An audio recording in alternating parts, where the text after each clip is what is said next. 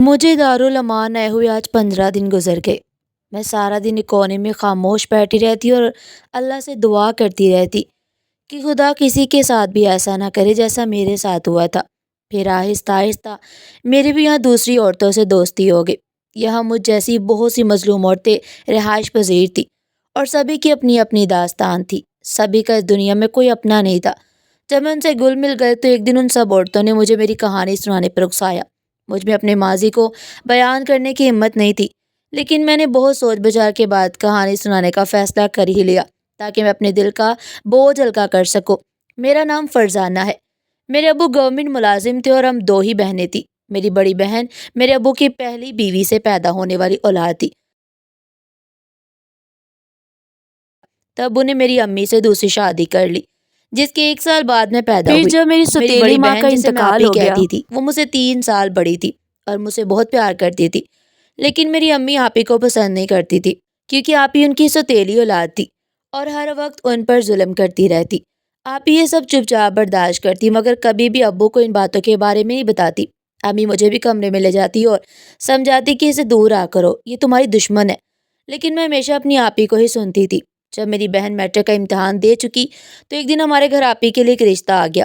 یہ رشتہ ان کی سگی خالہ کے بیٹے کا تھا جو دبئی میں کام کرتے تھے، اور میں جانتی تھی کہ آپی بھی اپنی خالہ زاد کزن کو بہت پسند کرتی تھی، لیکن مجھے یہ ڈر تھا کہ شاید امی نہیں مانیں گی کیونکہ امی آپی کے خاندان سے نفرت کرتی تھی۔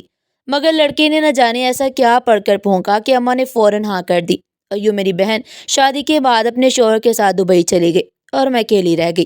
جب میں یونیورسٹی پہنچی تو میری نبیل نامی ایک لڑکے سے دوستی ہوگی۔ نبیل ایک سلجھا ہوا شریف انسان تھا۔ اس کی شرافت میرے دل کو بھا گئی اور میں اسے محبت کرنے لگی۔ دوسری طرف نبیل کی آنکھوں میں بھی میرے لیے پسندیدگی صاف دیکھی جا سکتی تھی، اس لیے یونیورسٹی سے فارغ ہونے کے بعد نبیل نے مجھے شادی کا پیغام بھیجا۔ نبیل کی طرف سے رشتہ لینے اس کی خالہ آئی تھی جنہوں نے نبیل کی پرورش کی تھی کیونکہ نبیل کے والدین فوت ہو چکے تھے۔ میرے امی ابو کو میرے لیے یہ رشتہ پسند آ گیا اور انہوں نے ہاں کر دی۔ جب میں نے یہ خبر اپنی بہن کو سنائی تو اس نے مجھ سے لڑکے کے بارے میں پوچھا تو وہ بھی میری شادی کے حوالے سے بہت خوش تھی۔ میری بہن اور بہنوئی دبئی میں رہتے تھے اور شادی کی تاریخ طے ہونے کے بعد میری بہن اور بہنوئی پاکستان آ گئے۔ میرے بہنوئی نے مجھے 2 سونے کے کنگن دیے اور کہا یہ تمہاری شادی کا تحفہ ہے۔ میں وہ کنگن پا کر بہت خوش ہو گئی۔ ان دنوں امی ابو میری شادی کی خریداری کے لیے بازاروں کے چکر لگا رہے تھے اور اسی وجہ سے زیادہ تر گھر سے باہر رہتے اور میری بہن گھر میں میرے پاس ہی رہتی، جبکہ میرے بہنوئی واپس دبئی چلے گئے۔ ایک دن جب ہم دونوں بہنیں گھر میں اکیلی تھی اور امی ابو بازار گئے ہوئے تھے تب مجھے ایک انجان نمبر سے کال آ گئی۔ جو خبر مجھے سننے کو ملی میں تو پیروں تلے سے زمین ہی نکل گئی۔ میری امی اور ابو کی کار ایکسیڈنٹ میں موت ہو گئی۔ میرے رونے اور چیخنے کی آوازیں سن کر محلے والے اکٹھے ہو گئے۔ میں یہ خبر سنتے ہی بے ہوش ہو گئی۔ جب مجھے ہوش آیا تو میری بہن نے مجھے سہارا دیا ہوا تھا۔ امی ابو کی وفات کے بعد میں بالکل اکیلی رہ گئی، مگر میری بہن نے میری ماں اور باپ دونوں کی جگہ سنبھالی اور مجھے بہتر طریقے سے شادی کر کے اپنے گھر رخصت کر دیا۔ میرا سسرال بہت اچھا تھا اور سب میرا بہت خیال رکھتے تھے۔ میں بھی اپنی بچی زندگی کے گزرے ہوئے دن بلا کر آہستہ آہستہ اپنے گھر میں ایڈجسٹ ہونے لگی۔ دوسری طرف شادی کے بعد آپی بھی مجھے کبھی ملنے نہیں آئی، لیکن فون پر ہمیشہ بہت اچھے طریقے سے بات کرتی تھی۔ وہ اب تک پاکستان میں ہمارے گھر میں ہی رہ رہی تھی اور کچھ عرصہ مزید اسی گھر میں رہنے کا ارادہ رکھتی تھی۔ میں ہمیشہ سوچتی تھی کہ امی نے میری بہن کے ساتھ کتنا برا سلوک کیا تھا، ہمیشہ اس کے ساتھ سوتیلی ماں والا رویہ رکھا، جبکہ آج ان کی سگی بیٹی پر مشکل وقت آیا تو اسی نے سہارا دیا تھا۔ میں کمرے سے باہر نکل آئی اور میرا رخ اس طرف تھا جہاں سب گھر والے جمع تھے۔ جب میں سب کے ساتھ ناشتے میں شریک ہوئی تو میری ساس جو کہ نبیل کی خالہ تھی، ان کی نظر سب سے پہلے میرے سونے کے کنگنوں پر پڑی۔ اچانک ان کے چہرے کا رنگ اڑ گیا اور انہوں نے ناشتہ چھوڑ کر مجھے گھورتے ہوئے پوچھا یہ کنگن تمہیں کس نے دیے ہیں؟ میں نے فوراً جواب دیا کہ میری بہن اور بہنوئی نے مجھے شادی کا تحفہ دیا ہے۔ ناشتے کی میز پر گھر کے سب افراد اس بات پر متوجہ ہو گئے، غصے سے مجھے گھورنے لگے۔ میں بہت گھبرائی ہوئی تھی۔ میری ساس نے کہا تم جھوٹ بولتی ہو، یہ ہمارے خاندانی سونے کے کنگن ہیں جو ہمارے گھر سے چوری ہوئے تھے۔ میں حیران اور پریشان سب کو دیکھتی رہ گئی، مجھے کچھ سمجھ نہیں آ رہا تھا۔ میں نے کہا آپ لوگ میری بہن سے پوچھ لے۔ میں نے اٹھ کر اپنی بہن کو فون ملا اور اس سے پوچھا کہ شادی کے دن جو کنگن اس نے مجھے پہنائے تھے وہ کہاں سے لیے تھے۔ میری بہن کہنے لگی یہ کنگن امی کے پاس تھے، وہ تمہاری شادی کے خرچ کے لیے کنگن بیچنے جا رہی تھی، تب میں نے وہ کنگن خرید لیے۔ میں نے یہی بات اپنے سسرال والوں کو بتائی تو سب کے چہروں کے رنگ اڑ گئے۔ सभी मुझे मशकूक नज़र से घूरने लगे। मेरे शोहर ने मुझे बहुत बुरे तरीके से मारना पीटना शुरू कर दिया। मैं बदहवास हो गई। ये क्या हो रहा था और मुझे किस बात की सजा मिल रही थी? सब घर वाले वहां खड़े तमाशा देखते रहे और आखिरकार वो कयामत भी मुझ पर टूट पड़ी जिसका मैंने तसव्वुर भी नहीं किया था। मेरे शोहर ने गुस्से में मुझे तलाक दे दी और घर से निकाल दिया। मैं रोते हुए अपने बहन के पास आई और सारी दास्तान सुनाई। मुझे उन कंगनों का राज जानना था, लेकिन मेरी बहन ने कहा कि वो नहीं जानती उसमें क्या हकीकत है। मुझे अपने ससुराल वालों से पूछना चाहिए था, यूं मुंह उठाकर यहाँ नहीं आना चाहिए था। मैं अपनी बहन की बातें सुनकर दंग रह गई। मेरा घर उजड़ चुका था, वो मुझे ही सुना रही थी। मैंने महसूस किया कि मेरी बहन का रवैया मुझसे बहुत बदल गया और अब वो पहले की तरह मेरा ख्याल भी नहीं रखती। वो मुझसे दूर दूर रहती और बात बात पर झगड़ने के बहाने तलाश करती। एक रात में अपने कमरे में अकेली बैठी रो रही थी कि मुझे प्यास लगी। मैं उठकर कमरे से बाहर निकली। मेरा रुख किचन की तरफ था, लेकिन करीब ही मेरी बहन के कमरे से उसकी आवाज़ें आ रही थी। वो किसी से फ़ोन पर बातें कर रही थी। रात के इस पहर वो किससे बात कर सकती थी? मेरे दिल में शक आया तो मैं दबे पाँव उसके कमरे के करीब चली गई और उसकी गुफ्तगू सुनने लगी। तब मुझे पता चला कि वो अपने शोहर से बात कर रही थी। उसकी बातें सुनकर तो मैं रोंगटे खड़े हो गए। मैंने चीख कर कहा कि आप ये घर कैसे भेज सकती हैं, जबकि इसमें मेरा भी हिस्सा है। मेरी बहन ने पलट कर मुझे देखा और ऐसे जाहिर किया जैसे उसे कोई फ़र्क ही नहीं पड़ा। उसने गुस्से से कहा, अब मैं इससे और क्या छीनूंगी? बचपन में उसकी माँ बाप दोनों छीन लिए। मैंने दुख से उसकी तरफ देखा और कहा, ये अब कैसी बातें कर रही हैं? मैंने आपसे कुछ नहीं छीना और ये घर तो हम दोनों का है ना। इस घर के सिवा मेरा और कोई ठिकाना नहीं। आप तो वापस चले जाएंगी, लेकिन मैं कहाँ जाऊंगी? मेरा बाप आपका भी बाप था।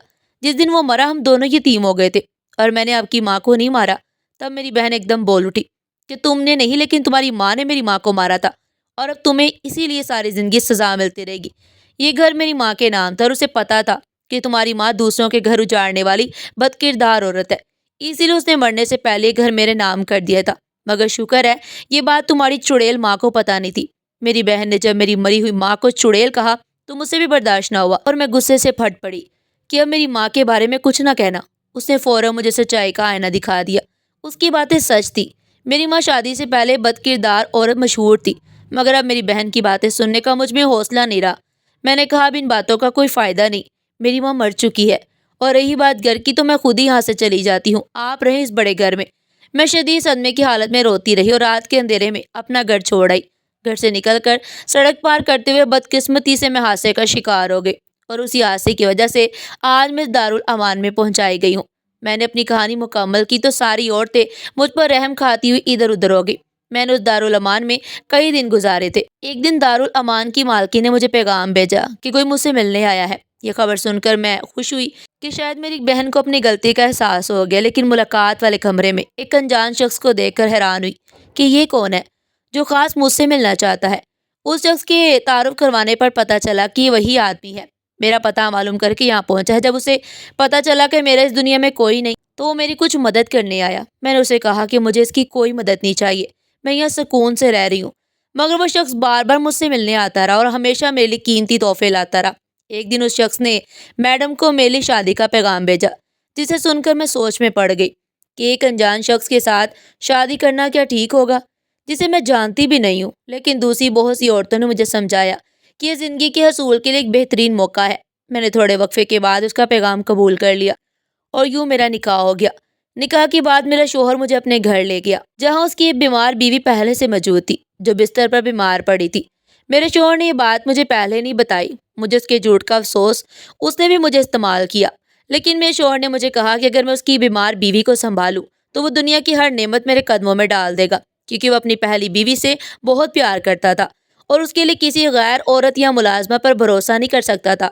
मैं चुपचाप उसकी बीवी की खिदमत में लग गई। शुरू शुरू में मेरे शोहर की पहली बीवी मुझे सख्त नापसंद करती और जैसे मैं उसके पास जाती वो मुझे बुरा भला कहती, मगर मैं निहायत सब्र तहम्मुल से सुन लेती और कभी जवाब नहीं देती।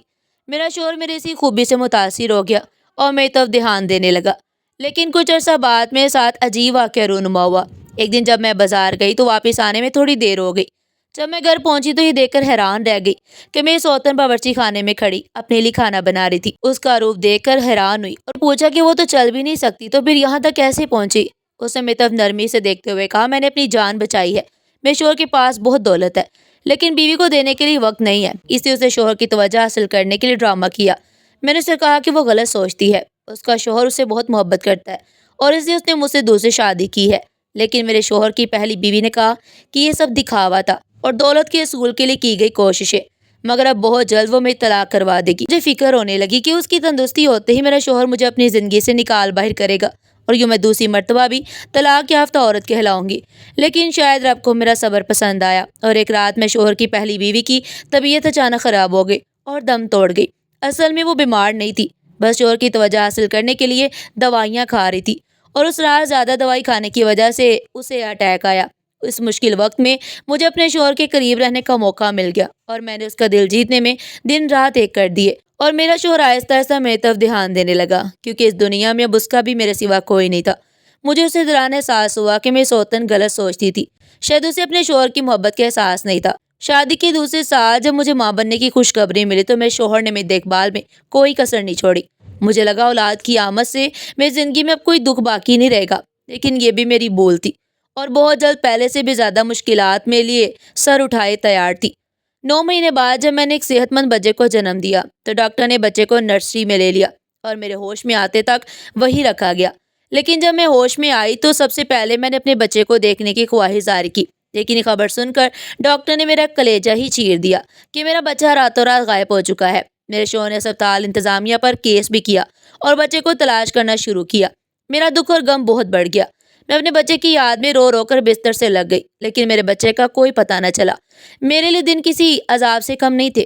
کسی کو بھی کچھ نہیں پتا، لیکن میرا دل کہتا تھا کہ میرا بچہ میری بہن نے اٹھایا، کیونکہ اس کے اندر جلتی ہوئی انتقام کی آگ ہے اور آج تک میں نے کسی کو نہیں دیکھا۔ میں جانتی تھی کہ اسے میرے ٹھکانے کا علم ہو گیا۔ اور ایک رات میرا شوہر سو رہا تھا، میں چپکے سے اٹھ کر گھر سے نکلی۔ میں اپنی بہن سے ملنے جیل گئی، مجھے اسے ہمدردی تھی، اسی لیے میں اس پر سے اپنے بچے کے گواہ کا کیس واپس لینے گئی۔ جب میں اس کے پاس گئی تو اس نے نفرت سے منہ پھیر لیا اور مجھ سے ملنے سے انکار کر دیا۔ میں نے اپنی بہن کی بے رخی پر واپس آنا مناسب سمجھا، لیکن اس نے مجھے یہ کہہ کر روک دیا کہ وہ مجھے کچھ حقیقتیں بتانا چاہتی ہے، اور پھر میری بہن مجھے سب کچھ سچ سچ بتا رہی تھی۔ تب مجھے افسوس ہو رہا تھا کہ میں نے آج تک اسے سگی بہن ہی سمجھا اور اسے ہمیشہ مجھ سے انتقام لینا تھا۔ میری بہن کی زبانی مجھے پتا چلا کہ اس نے میری ماں کی حقیقت جان لی تھی، جو کہ ایک بد کردار عورت تھی، اور وہ کنگن والا چکر یہ تھا کہ میری ماں نے میرے پہلے شوہر نبیل کو محبت کے جال میں پھنسا کر اسے قیمتی تحفے دیے، جن میں وہ کنگن بھی شامل تھے، جو میری بہن نے مجھے میری شادی پر سوچے سمجھے منصوبے کے تحت تحفے میں دیے۔ دوسری طرف نبیل نے گھر میں یہی کہا تھا کہ کنگن گھر سے چوری ہو گئے ہیں۔ میری بہن نے اسے میری ماں کو مارنے کے لیے منصوبے بنائے تھے اور اس پر عمل کرنے کے لیے وہ میرے پاس رہ رہے تھے۔ جس دن امی کا ایکسیڈنٹ ہوا، میری بہن کو پتا نہیں تھا کہ ابو بھی امی کے ساتھ ہی گئے ہیں۔ میری بہن کا دل اس سے بھی نہ بھرا۔ تب اس نے مجھے گھر سے نکال کر ہر چیز پر قبضہ کر لیا، لیکن جب اسے پتا چلا کہ میں اب ایک اچھی زندگی گزار رہی ہوں اور میں نے ایک امیر شخص سے شادی کر لیا ہے، تب اس نے ایک نیا منصوبہ بنایا اور میرا بچہ اغوا کر لیا۔ مگر اب تک وہ مجھے اتنا ڈس چکی تھی کہ میں اب اس کا زہر پہچان چکی تھی، اور اس مرتبہ وہ کامیاب نہیں ہوئی اور آج جیل میں بیٹھی ہوئی ہے۔ یہ سب مجھے بتا رہی تھی۔ میں نے اپنی بہن پر افسوس کرتے ہوئے سے کہا کہ میری ماں کی غلطی کی سزا اس نے مجھے کیوں دی، حالانکہ سب میں میرا کوئی قصور بھی نہیں تھا۔ میں نے اسے سوال پوچھا کہ سارے منصوبے میں اس کا ساتھ کس نے دیا۔ اس نے مجھے بتایا کہ میرا شوہر بھی میرے ساتھ تھا، کیونکہ وہ جانتا تھا کہ اس کی بیوی کے ساتھ بہت ظلم ہوا ہے۔ میں اپنی بہن کو کہا کہ وہ کتنی بے وقوف ہے، جس شخص کے ساتھ مل کر اس نے اپنے ماں باپ کو نقصان پہنچایا، وہی شخص سب کچھ لے کر فرار ہو گیا۔ لیکن میری بہن نے میرے یقین نہیں کیا۔ پھر میں نے اسے اس کی حالت پر چھوڑ دیا۔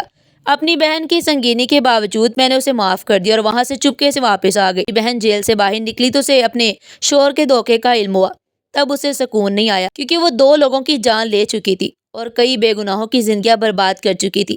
اسی لیے میری بہن ایک اور انتقام اپنے شوہر سے لینا چاہتی تھی، جس نے اس سے یہ سب کچھ چھین لیا۔ وہ اپنے شوہر کی تلاش میں ماری ماری پھرتی، لیکن وہ سب کچھ لے کر اس ملک سے فرار ہو گیا۔ ایک دن سڑک پر چلتے ہوئے میری بہن گاڑی سے ٹکرا کر اپنی دونوں ٹانگوں سے معذور ہو گئی اور اسپتال میں جا پڑی۔ کچھ عرصہ اسپتال انتظامیہ نے اس کا خیال رکھا اور پھر لاوارث سمجھ کر اسے دارالامان بھیج دیا۔ جب مجھے اس بات کا علم ہوا تو میں اسے ہر مہینے کچھ رقم بھیج دیتی ہوں تاکہ وہ دارالامان میں بہتر زندگی گزار سکے۔ آج مجھے اس بات کا دکھ ہے کہ میری ماں بد کردار تھی۔ اس نے مجھ سے اور میری بہن کے ساتھ بہت برا کیا، مگر میری بہن اپنے سب معاملات اللہ پر چھوڑ دیتی اور اپنا دل صاف کر لیتی تو وہ بھی آج ایک پرسکون اور اچھی زندگی گزار رہی ہوتی۔ ناظرین، آپ کو ہماری آج کی کہانی کیسی لگی؟ کمنٹ میں اپنی قیمتی رائے کا اظہار ضرور کیجیے گا۔ اس طرح کی مزید سبق و مسکانیں سننے کے لیے چینل کو سبسکرائب کریں، ویڈیو کو لائک کریں اور زیادہ سے زیادہ شیئر کریں۔ پھر ملتے ہیں ایک نئی کہانی کے ساتھ، تب تک کے لیے اللہ حافظ۔